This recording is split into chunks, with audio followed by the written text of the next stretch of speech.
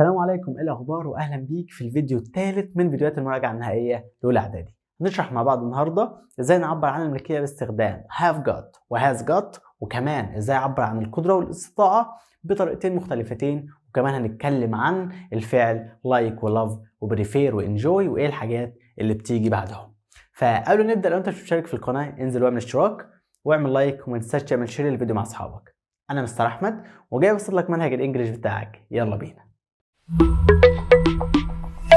Audio Jungle. ويلكم باك. أول حاجة هنتكلم عنها هي إزاي أعبر عن الملكية باستخدام have got وكمان has got. طبعا الاتنين معناهم يمتلك، بس have مع الجمع، يعني مع we you و they وأي اسم جمع، وكمان بنزود معاهم ايه؟ I.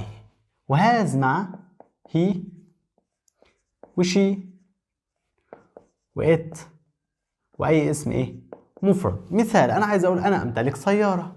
طيب أنا يعني I، هقول I و I بتاخد have got، يبقى I have got a car. طيب هو يمتلك سيارة. he بتاخد has، يبقى he has got a car. لو عايز اقول انا لا امتلك، لا يمتلك هي haven't got و hasn't got. ما have و has هنا افعال مساعده، فهلزق فيهم not، هتبقى كده اهو haven't و hasn't. طبعا got و got. لو عايز انفع اول جمله دي هقول I haven't got a car. لو عايز انفي الجملة التانية هقول he hasn't got a car. طب لو بيقول لي هنا yes وهنا yes وعايز اكون سؤال، لو عايز اكون سؤال انا بعزف الاجابة وبعمل مقص على طول، يعني هعزف هنا yes وهعزف هنا برضو yes. الاولانية هتبقى هل تمتلك سيارة، هتبقى كده اهو have، هعمل مقص بين have و I، هتبقى have I تتحول ليو have you got a car. والتانية هتبقى تمام، ناخدها كده اهو، هنعمل مقص بين has و he، هتبقى has he got a car. طيب لو انا عايز اجاوب على السؤال الاخير ده has he got a car، هل هو يمتلك سيارة، يا اما هجاوب يا اما بيس يا اما بنو. لو هقول يس هعمل مقص بين الاتنين، يبقى yes he has او no he hasn't. بس يا سيدي دي has got و have got. رقم 2، ازاي اعبر عن القدرة والاستطاعة؟ عندي طريقتين، يا اما استخدم حاجة اسمها كان، وكان دي بسيطة، بجيب قبلها اي فاعل وبعدها الفعل في المصدر. بس يا سيدي خلص الكان. عايز اقول انا استطيع ان اجري، هقول I can run. طيب هو يستطيع ان يسبح، he can swim. طيب لو عايز اقول بقى لا يستطيع، لا يستطيع هي بدل ما اقول كان هقول can't، وبرضه بيجي بعدها الفعل فين؟ في المصدر. يعني الفعل، يعني ايه الفعل في المصدر؟ الفعل من غير اضافات. لو عايز في اول جمله هقول I can't run، ولو عايز في الجمله الثانيه هقول he can't swim. طيب لو عايز اسال سؤال، لو جايب لي هنا اس مثلا وهنا اس وعايز اسال سؤال، هسال سؤال ازاي؟ بص يا سيدي، هحذف يس وهعمل مقص طالما عندي فعل مساعد. انا هعمل مقص كده، هعمل مقص كده، بدل ما هي اي كان هتبقى كان يو رن، هل تستطيع ان تجري؟ طيب لو هعمل مقص برضو في الثانيه، او لو هسال سؤال في الثانيه هعمل مقص، بدل ما هتبقى هي كان هتبقى كان هي سويم، هل يستطيع ان يسبح؟ والاجابه طبعا هتبقى يا اما يس يا اما نو. هتبقى يس لو انا هجاوب على السؤال ده هقول يس واعمل مقص يس he can او no he can't. طيب ايه الطريقة التانية اللي بعبر بيها عن القدرة والاستطاعة؟ هي حاجة اسمها able to.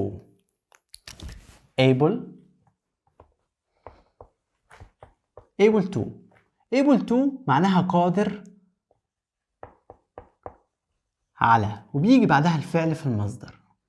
بس في لحظة قبل able to بنجيب يا إما am يا إما is يا إما are. طبعا I بتاخد am و he و she و it، وأي اسم مفرد بياخد is، والجمع بياخد are اللي هي we و you و they، وأي اسم إيه جمع بياخد are.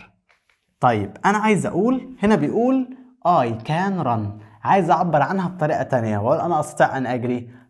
برضه هقول I، هبدأ بI، هقول I، بس مش على طول هجيب able to، لا أنا خلصت الأولانيين أخش على المحطة التانية. هياخد am ولا is ولا are؟ I هتاخد am، يبقى I am. بعد كده المحطة التالتة able to. أجيب بقى الفعل فين؟ المحطة الرابعة الفعل في المصدر I can run، فأنا عايز الفعل إيه؟ run، يبقى I am able to run. لو عايز برضو he can swim، عايز أقولها بالطريقة دي هقول he، وهي بتاخد is، وأكمل able to، أنا عندي الفعل swim. طيب لو عايز أنفي بدل ما أقول am و is و are هتبقى amn't و isn't و aren't able to زائد المصدر وقبلهم هنا كده طبعا الفاعل. طيب يعني لو عايز أنفي الجملة الأولانية هقول I amn't able to. لو عايز أنفي الجملة التانية هقول he isn't able to swim. طيب نفترض ان هو جايب لي قبل هنا كده بيقول لي yes وهنا كده بيقول لي yes مثلا، وعايز اعمل سؤال سهلة. هتعزف yes، حذفت yes، بعد كده اعمل مقص. طيب هنسأل عن الأولانية دي I am، هعمل مقص فI هتتحول ليو، وانا عارف ان يو ما بتاخدش ام، يو بتاخد ايه؟ يبقى انا كده اعمل مقص اي تتحول ليو، ويو ما بتاخدش ام، دي يو بتاخد ايه؟ ار، هتبقى ار يو، يبقى ار يو. نكمل الجمله زي ما هي able to run، هل انت قادر انك تجري؟ طيب الجمله الثانيه لو عايز اسال عنها سؤال حذفت يس وهعمل مقص، بس بدل ما هي از هتبقى is he able to swim، هل هو قادر انه يسبح؟ والاجابه طبعا زي ما احنا عارفين احنا بنجاوب على اخر سؤال، بنجاوب على السؤال ده يا اما بيس يا اما بنو. يس واعمل مقص ونو واعمل مقص. يس هي از عملت مقص اهو، يا اما نو هي isn't. بس يا سيدي ده كده الحاجات اللي احنا خدناها دلوقتي. اتكلمنا عن have و has got و can و am و is و are able to والمصدر. هعيدهم لك بسرعة تاني. أول حاجة have got و has got قلنا دول بمعنى يمتلك، و have got مع الجمع و has got مع المفرد. نفيهم ايه؟ haven't got و hasn't got. هعمل لك عليها ايه؟ دايرة كده علشان تاخد بالك منها. طيب قلنا لو عايز أسأل سؤال بحذف الإجابة وبعمل مقص على طول. طيب أول طريقة تعبير عن القدرة والاستطاعة هي كان بجيب قبلها الفاعل وأجيب بعدها المصدر. عايز أنفي أقول مش قادر أو غير قادر can't وبنجيب بعدها المصدر. عايز أسأل سؤال نفس الكلام، بعزف yes أو no وبعمل مقص. طيب الطريقة الثالثة هي able to والمصدر وبيجي قبلها يا إما is are، طبعا قبلهم الفاعل. 4 محطات علشان أستخدم الطريقة دي، طريقة الفاعل وبعدين am و is و are وبعدها able to وبعدها المصدر.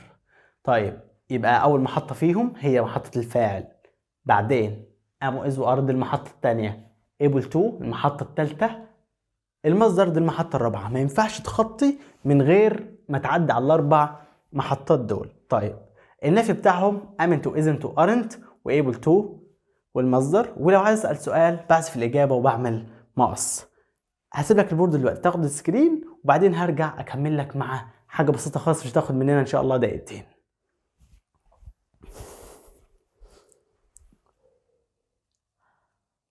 الحاجه الثانيه اللي هنتكلم عليها دلوقتي هي الافعال like we love we enjoy we prefer.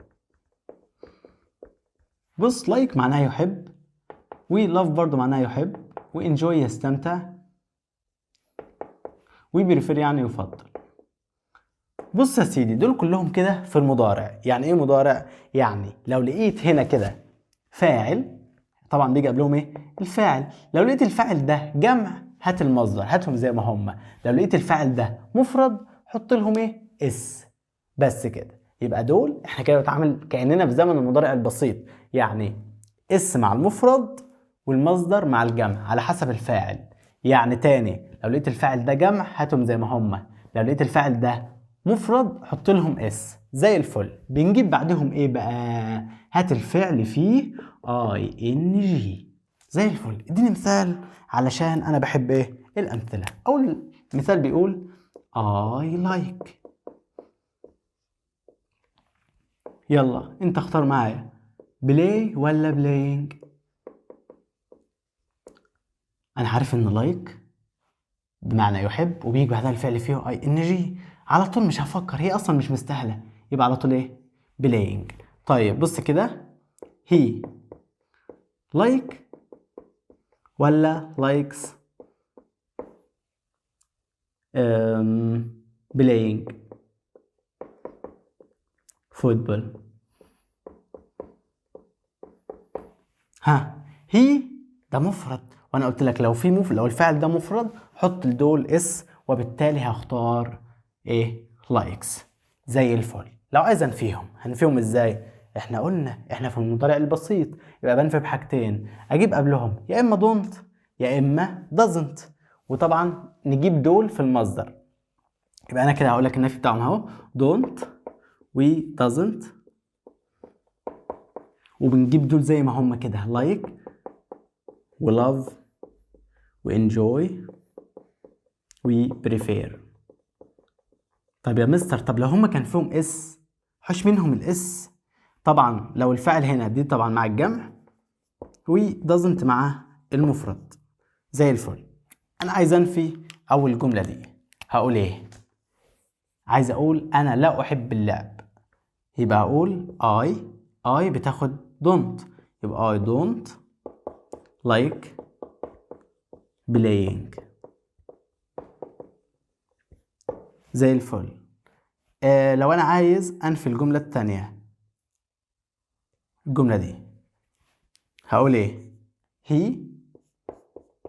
he من الحاجات اللي بتاخد اس يبقى ناخد معاها doesn't، يبقى he doesn't. هقول بقى likes ولا like؟ هقول like، عشان كده كنت بقول لك don't و doesn't بيجي بعدهم دول من غير اس، يبقى he doesn't like.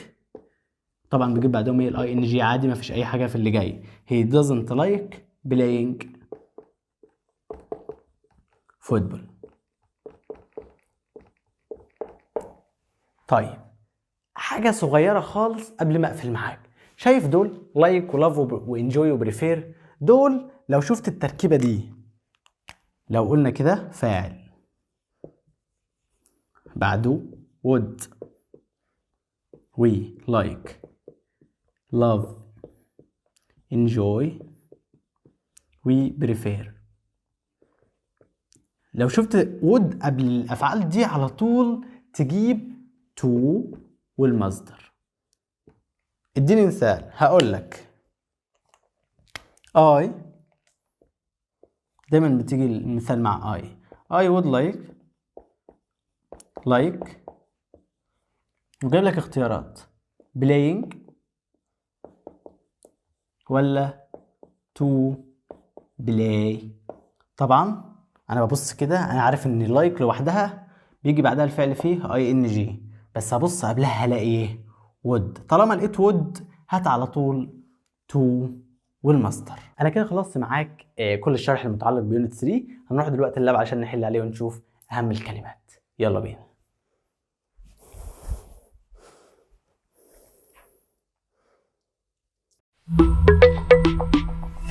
Audio Jungle.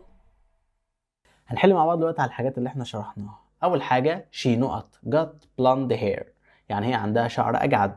got هنا طالما لقيت got فعلى طول افكر في ايه؟ في have و has او haven't و hasn't. طبعا she هتبقى ايه؟ she مفرد هتبقى تاخد has. رقم 2 my father has نقط a smartphone، طالما لقيت has و have فكر في got على طول يبقى got. محمد صلاح نقط score a lot of goals he is very fast، انه سريع جدا، فانا هقول هنا ايه؟ هو قادر على انه يحرز. يستطيع يعني ايه؟ كان. رقم 4 أميرة نقط got a car، في got يبقى has أو have، أميرة مفرد يبقى ناخد has. رقم 5 عادل نقط go to party because he has an exam، عنده امتحان يبقى هو مش هيقدر يروح الحفلة، يبقى ايه؟ لا يستطيع يعني can't. رقم 6 your brother got، في got يبقى احنا عايزين have و has على طول من غير تفكير. your brother ده مفرد يبقى ناخد ايه؟ has. 7 نهى نقط like swimming، لايك احنا قلنا ان احنا بننفيها بحاجتين، يا دونت يا doesn't عشان ده مضارع، ونهى هنا مفرد يبقى ناخد ايه؟ doesn't. I don't like بيجي بعدها الفعل في اي ان جي هتبقى flying. I don't like نفس الكلام playing فعل في اي ان جي. 10 he loves nature، هو بيحب الطبيعة. he likes برضو الاي ان جي يبقى watching. هنبص على اهم الكلمات اللي انا المفروض اركز عليها.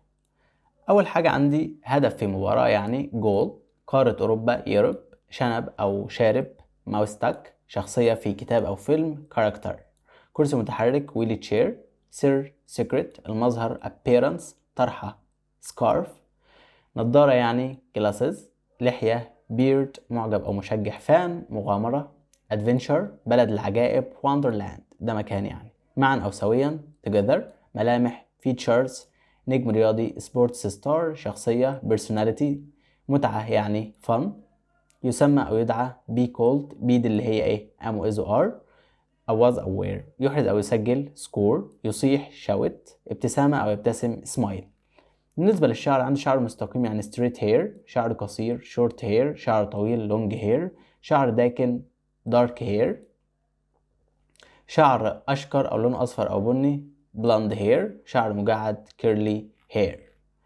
مادة الرياضيات يعني ماس، ومادة العلوم ساينس. الصفات عندي عاقل أو رزين sensible، شجاع يعني brave، فكاهي أو مضحك funny، غاضب angry، غريب strange، مثير exciting، ومشغول busy، مخيف أو مرعب scary، رائع أو بارد cool، خائف أو مرعوب frightened، خطير dangerous، ماهر clever، لطيف nice، شيق يعني interesting. الصفات وعكسها عند طويل يعني طول، وعكسها قصير short، سريع يعني fast، وعكسها slow يعني بطيء، قوي يعني strong، وعكسها weak يعني ضعيف، عطوف يعني kind، وعكسها unkind يعني غير عطوف، مستقيم يعني straight، وعكسها curly، فقير يعني poor، وعكسها rich، ودود يعني friendly، وعكسها unfriendly يعني غير ودود. هنحل كام سؤال كده على أهم الكلمات والتعريفات. محمد صلاح is very famous، محمد صلاح مشهور جدا so he can't have أو an not life، عشان كده هو ما عندوش حياة طبيعية. الناس المشهورين كده يبقى normal. رقم 2 a baby bird، الطائر الصغير is very نقط it can't fly for many days، ما يقدرش يطير لأيام كتيرة يبقى weak ضعيف. رقم 3 محمد صلاح is an Egyptian sports star، sports هنا دي sports دي بمعنى رياضي صفة sports star. رقم 4 the queen of England is very نقط she has got many houses، يبقى هي ايه؟ غنية جدا عندها بيوت كتير يبقى is very ايه؟ rich. رقم 5 a نقط is hair that grows above man's top lip، الشعر اللي بيطلع على الشفة العلوية للراجل اسمه ايه؟ اسمه شارب او شنب اللي هو ماوستاك. عندي 6 famous football، famous football team have a lot of نقط. they encourage players. بيشجعوا اللعيبة، يبقى هم ايه؟ fans يعني معجبين او مشجعين. صلاح always a lot of goals. بيحرز الكثير من الاهداف. صلاح always ده مضارع بسيط يبقى scores، ومش مستاهلة اصلا، هي الوحيدة اللي بمعنى يحرز هنا. نادر always talks nicely to people. he is very بيتكلم بأدب، بيتكلم كويس مع الناس، يبقى he is very ايه؟ kind، هو طيب. رقم 9 can you tell me more about his نقط. ممكن تقول لي اكتر عن ملامحه features. رقم 10 my sister is very نقط. اختي ايه؟ she always give me presents. بتديني هدايا، يبقى هي ايه؟ طيبة. رقم 11 my hair isn't curly. شعري مش curly، شعري مش مجعد. it's ايه؟ straight، ده مستقيم. the word strong is the opposite of strong يعني قوي، عكسها ايه؟ weak، ضعيف. رقم 13 a successful football player always talks to his نقط. اللاعب الكرة المشهور بيتكلم دايما مع ايه؟ مع الفانز بتوعه، الفانز المشجعين. رقم 14 I read Alice's نقط in Wonderland which is a wonderful children's story. ايه بقى؟ بيتكلم عن مغامرات Alice's او مغامرات أليس، يبقى adventures. A نقط is a person in a book or a film. شخصية في فيلم او في كتاب، هو ايه؟ الكاركتر. انما البرسوناليتي دي شخصيتك انت او شخصية حد تاني، انما اللي في الكتاب او في الفيلم دي كاركتر. I like adventure stories. انا بحب قصص المغامرات. they are هم ايه؟ exciting، ممتعين. I love learning about how things work. انا بحب اتعلم عن ازاي الحاجات بتعمل. so I love ايه؟ انا بحب العلوم science. I don't like نقط because I am not good at painting. انا مش كويس في الرسم، يبقى ايه؟ انا ما بحبش الرسم art، مادة الرسم او الفن. A blog is a one نقط on which someone writes regularly. a blog ايه؟ ويب سايت. a blog ويب سايت is an ويب سايت، يبقى هو موقع. البلوج دي المدونة دي هي موقع الناس بتكتب فيها. رقم 20 واللي هنقفل بيها people who hunt lions are very. الناس اللي بتصطاد الأسود دول very ايه؟ brave، شجاع مش عارف. المهم ان هم يعني ايه؟ الناس اللي بتصطاد دي هم ناس شجعان. بالظبط كده، هم شجعان. هنوقف لحد كده، بس كده خلصت الفيديو بتاع النهارده. الحمد لله شرحنا الجرامر وشرحنا الكلمات وحلينا عليهم كمان. ما تنساش تعملنا لايك وسبسكرايب واعمل شير للفيديو مع اصحابك. so thank you for watching. اشوفكم في الفيديو الجاي ان شاء الله من فيديوهات المراجعة. سلام.